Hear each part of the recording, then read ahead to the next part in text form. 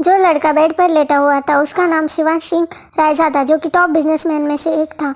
29 साल का Shivansh Raizada business world में राज करता था। उसका एक दूसरा भी नाम था, cruel, heartless, arrogant, the great mafia king SSR, जिससे लोग डर कर दूर भागते थे। आज शाम को क्लब में कुछ बदमाशों से उसकी लड़ाई हो गई थी, और जिससे लड़ाई हो गई थी उसने शिवांश को पीठ पर 2 गोलियां चला दी थी, इसलिए उसका भाई उसे हॉस्पिटल ले आया था। शिवांश ने सामने खड़े इंसान से बिना किसी भाव से सामने खड़े इंसान से कहा, शौर्य, अभी यहाँ कौन आया था? शौर्य कपूर शिवांश का बेस्ट फ्रेंड था, जो दिखने में काफी हैंडसम था।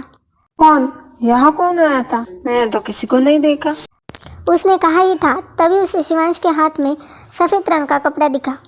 वो उसके पास आकर उसके हाथ से वो कपड़ा लेते हुए बोला, ये क्या है? दिखने में तो किसी लड़के का दुपट्टा लग रहा है। ये तेरे पास कहाँ से आया? शिवांश ने घूरते हुए उससे दुपट्टा छीन लिया और दरवाजे की तरफ देखने लगा। उसे उस दुपट्टे से एक अलग ही खुशबू का एहसास हो रहा था, जो उसने कभी महसूस नहीं किया था। वो खुशबू उसके दिमाग और सांसों में बैठ गई। शौर्य कुछ याद करते हुए बोला, ये जरूर उसी लड़की का होगा जिसे मैं कुछ मिनट पहले टकराया था। उसने व्हाइट कलर का सूट पहना था और वो बहुत घबरा रही थी। शिवांश की आंखों में चमक और उसने देखते हुए कहा, कौन सी लड़की?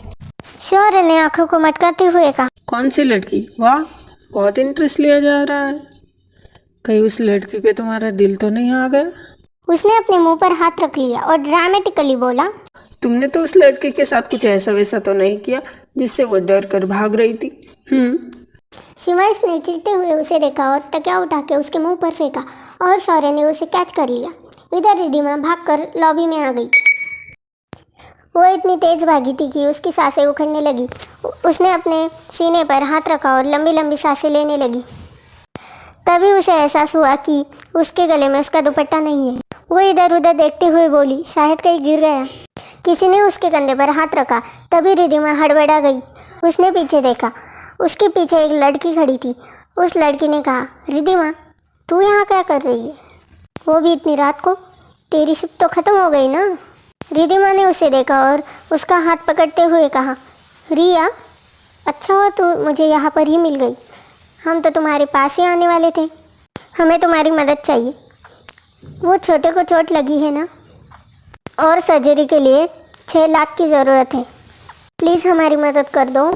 रिया हैरान हो गई। वो रिद्धिमा की सबसे अच्छी दोस्त थी और उसी हॉस्पिटल में उसके साथ काम करती थी। उसे रिद्धिमा और उसके भाई के बारे में सब कुछ पता था। उसने अपने चेहरे पर परेशानी के भाव लाते हुए कहा, ओ गॉड, रिद्धिमा, तुम मुझे ये बात कब बताने वाली थी? हाँ, चलो अभी फीस जमा करते हैं।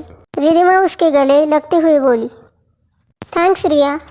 रिया ने उसे कहा, तुम मुझे थैंक्स बाद में बोल देना। चलो फीस जमा करते हैं। वो दोनों रिसेप्शन के पास आ गए। उन दोनों में से कोई कुछ कहता, तभी रिसेप्शनिस्ट ने कहा, क्या आप वही हो जो आपके भाई को यहाँ पर लेके आई है? रिद्धिमा ने हाँ में सिर हिलाते हुए कहा, जी, हमें सर्जरी की फीस जमा करवानी है। रिसेप्शनिस्ट ने कहा, ओ मैम, आपको फीस जमा करवाने की कोई ज़रूरत नहीं है, क्योंकि फ़ीस तो पहले ही जमा हो चुकी है। क्या लगता है आपको किसने फीस जमा करवाई होगी? जानने के लिए सुनते रहिए हमारी ये स्टोरी, और ये कहानी ऐसे ही पूरी सुनने के लिए सब्सक्राइब कीजिए हमारे चैनल को।